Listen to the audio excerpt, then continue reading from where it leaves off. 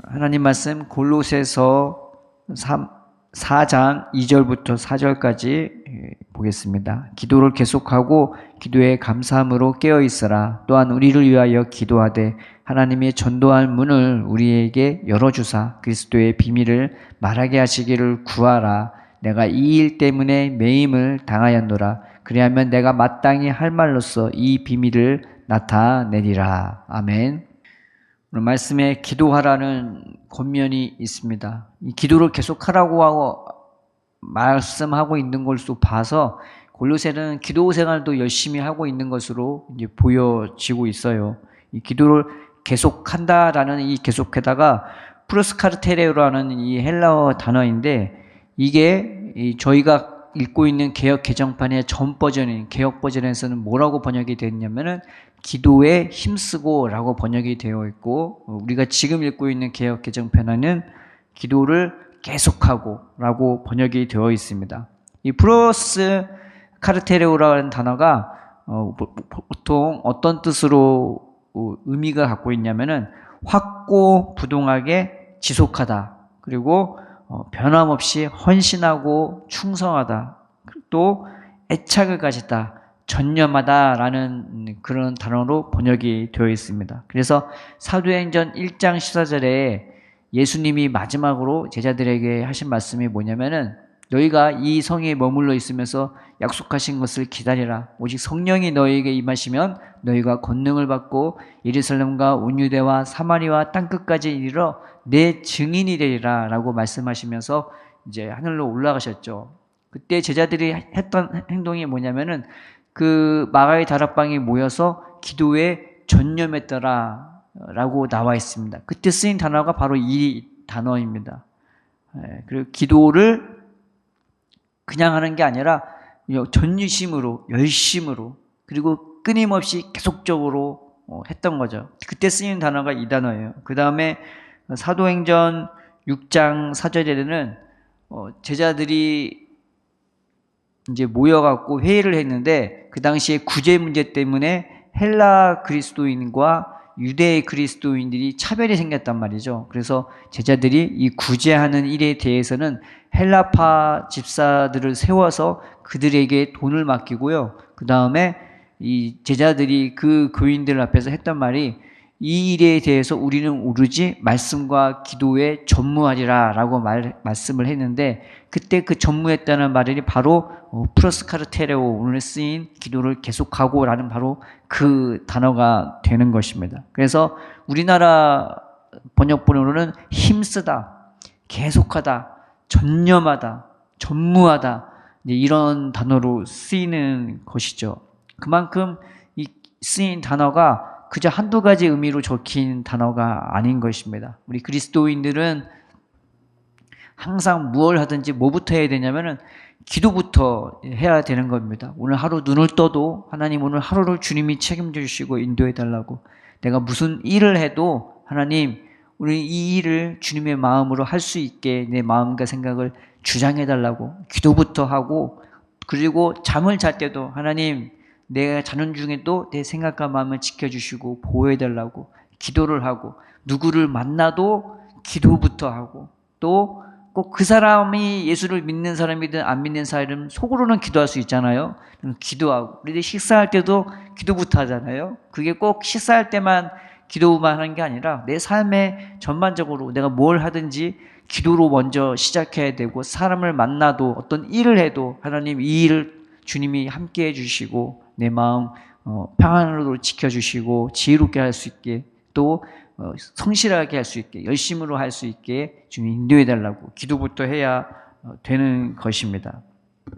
또 이 기도는 그런 식으로 계속 되어야 되는 거예요. 어떤 시작할 때만 기도하는 것이 아니라 끊임없이 주님의 이름을 부르면서 우리가 기도를 해야 되는 거죠. 그래서 집에서 이 살아있는 가정을 보면요, 늘 대화를 한단 말이에요. 끊임없이 이름을 부르고 애칭으로 부르고 사랑으로 부르고, 그러면서 듣기도 하고 말하기도 하고 그냥 꼭 중요한 얘기만 하는 것도 아니고 그냥 일반적인 얘기도, 인사도, 농담도, 그리고 사랑도, 이런저런 얘기를 다 허물없이 나누는 것처럼 우리가 삶의 모든 부분에 있어서 하나님과 얘기하듯이 또 기도를 계속할 수 있는 겁니다.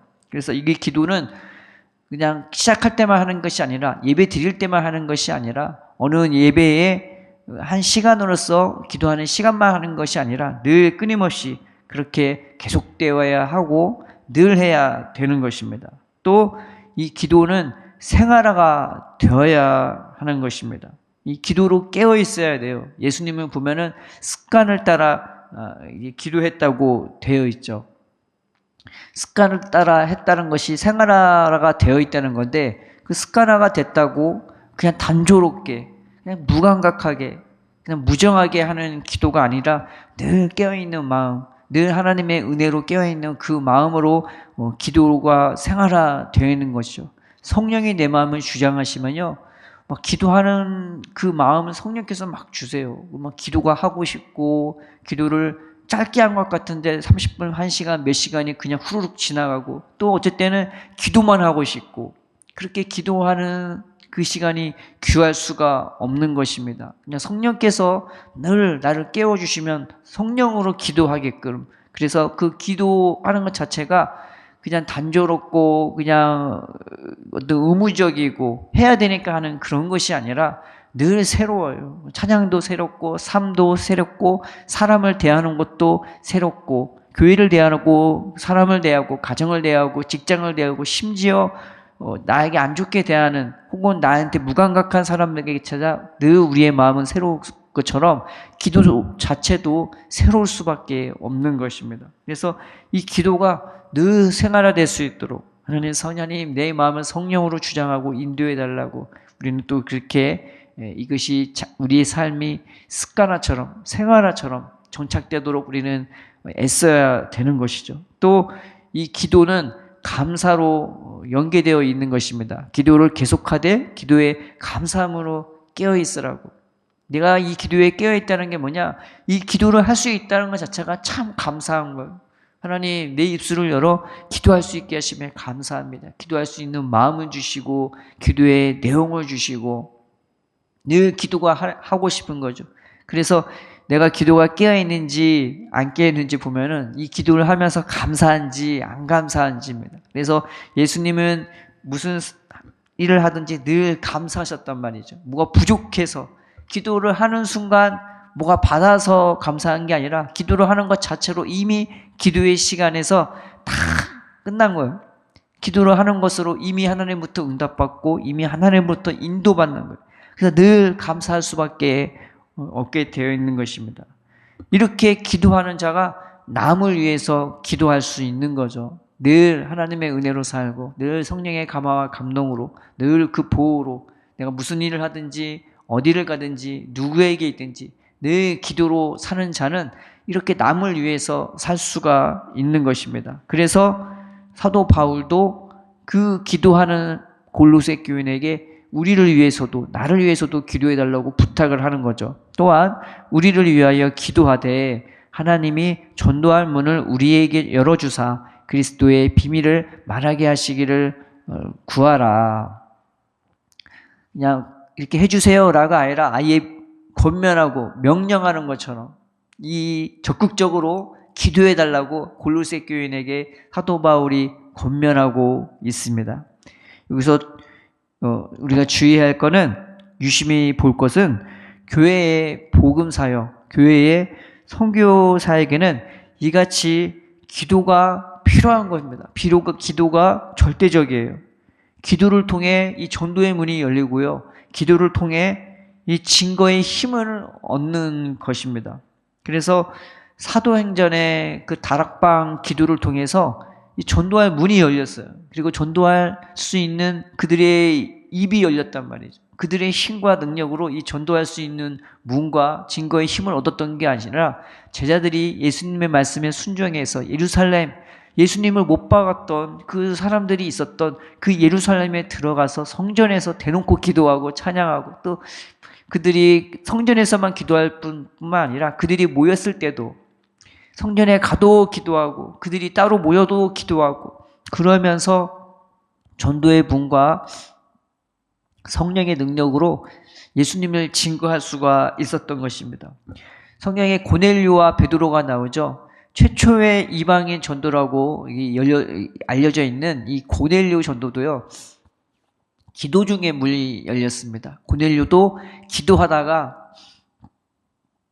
내가 하나님으로부터 내가 누구를 보낼 테니 그 말을 잘 들으라고 응답을 받고요.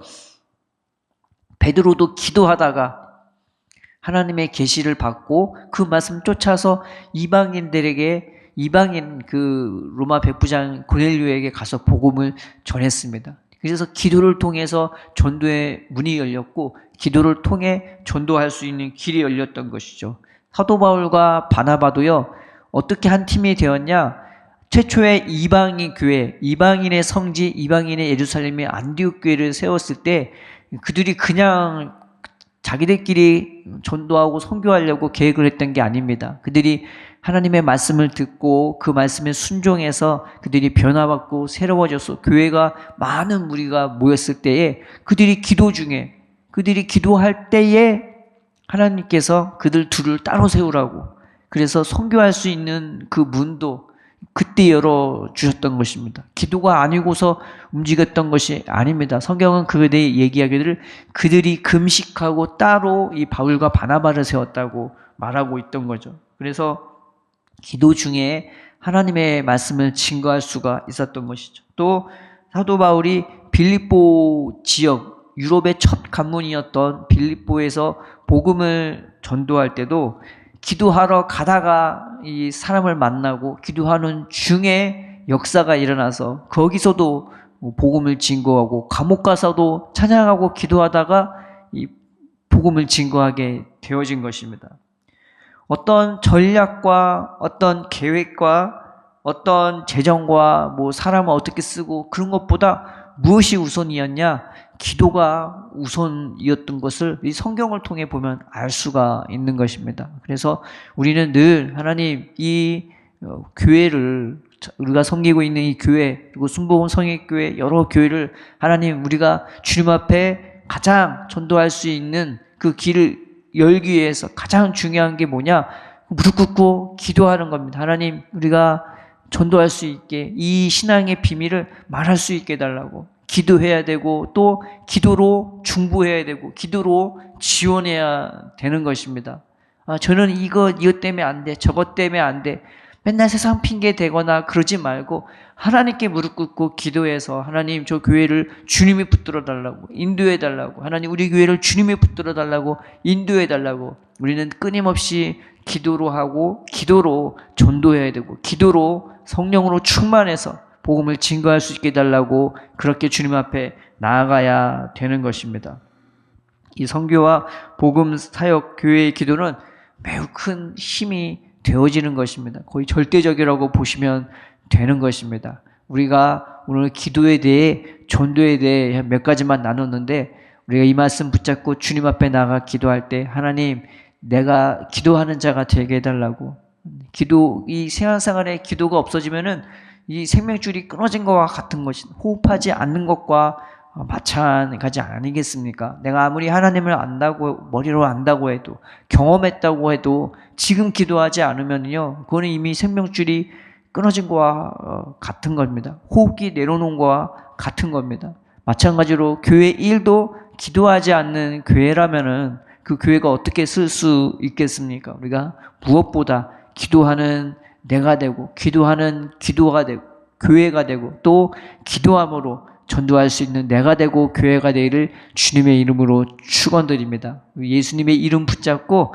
기도하면서 주님이 주시겠다고 했던 그 놀라운 것들 다 받아 누리면서 저 하늘나라를 향해 달려가되 전도하면서 하나님 이 기도로 전도할 수 있는 문이 열려지고 말할 수 있는 우리가 되어서 마음껏 쓰임받는 인생이 되고 마음껏 주님이 주시겠다 했던 모든 것들을 다 받아 누리는 저 여러분 되기를 주님의 이름으로 축원드립니다.